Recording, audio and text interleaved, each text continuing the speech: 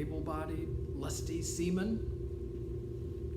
But it pleased God before they came half seas over to smite this young man with a grievous disease, of which he died in a desperate manner, and so was himself the first that was thrown overboard.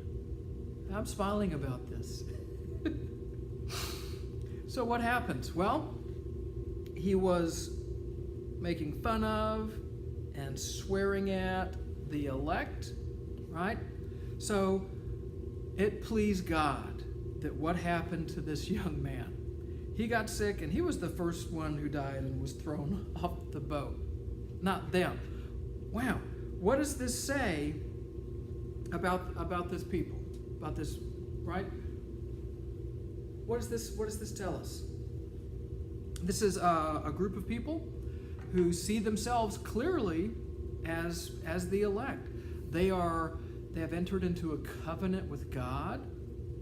We see lots of imagery and references, not only in Bradford, but in Winthrop's text as well, to Old Testament, the Hebrew Bible, imagery about the people being led to freedom and to the promised land. So this is, even before America's America, y'all, this is something that's significant. Even before America's America, back when it's still the, unexplored before 13 colonies, it's being looked at as the promised land. This is the place we're going. And we're not making the return trip, one-way ticket. Thus his curses light on his own head, and it was an astonishment to all his fellows, for they noted it to be the just hand of God upon him. These people, they see the influence and the inner workings of God in their daily lives.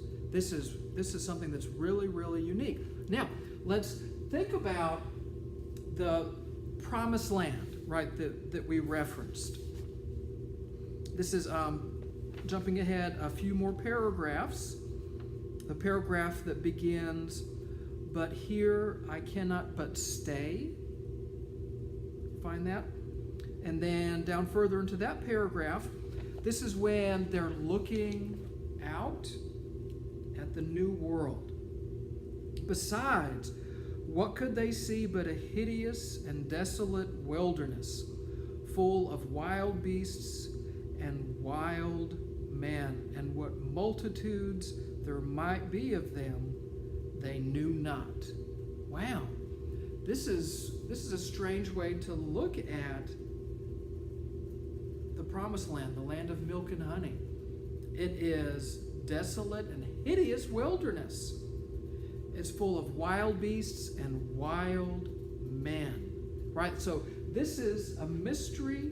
This is a fearful place. It's really different than how a lot of people today think about the woods. We have a very different viewpoint of the woods. Then we encounter the Mayflower Compact, which we talked about during the period overview and how important that is. The first document here in the New World where people decided to govern themselves, which is a big step, because over here in England, self-governance, there's just one family based upon birth, and they get to make the rules.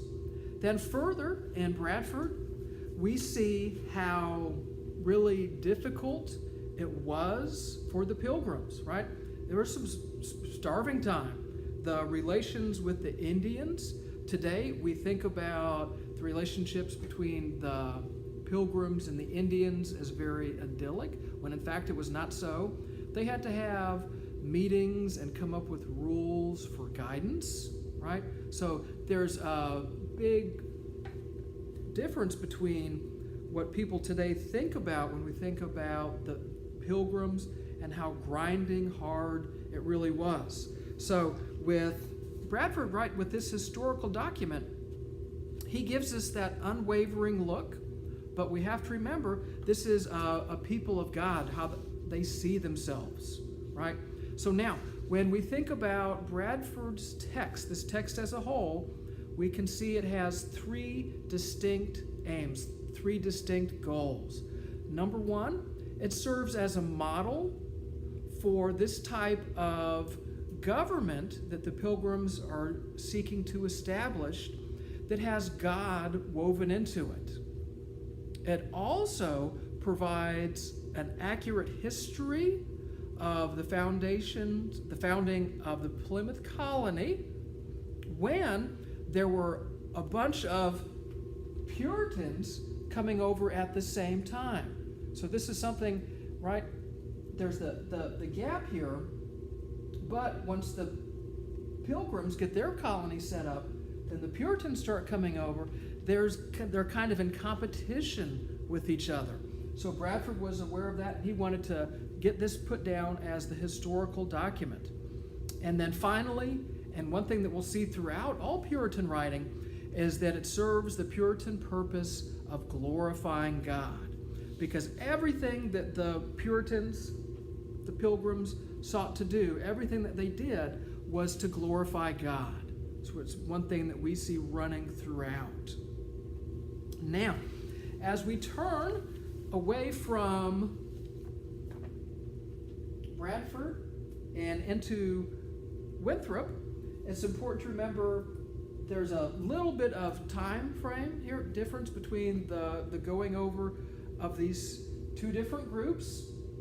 As well, remember that the Puritans wanted to reform the church from within, whereas the Pilgrims and Bradford were separatists. They wanted to separate. But either way, whether you wanted to separate or reform the church from within, at this time in England, right, this was, you could actually be arrested and tried for treason because there was no separation of church and state. Right, so this is why we have them coming over. So now, when we talk about the Puritans, there's some ideas that are worth mentioning and touching upon before we start diving in to the text of a model of Christian charity. The first of those is the belief of original sin, total depravity.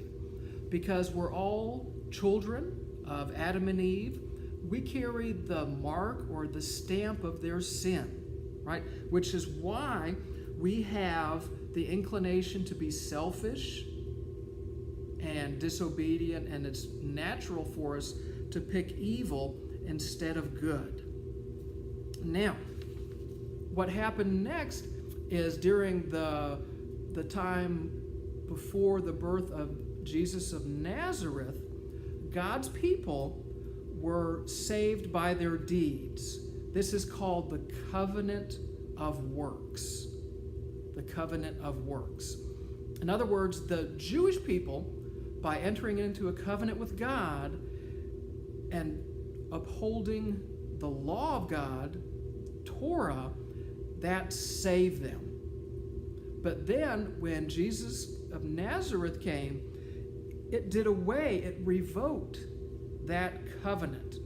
And instead, it initiated the covenant of grace. So the covenant of works is replaced by the covenant of grace.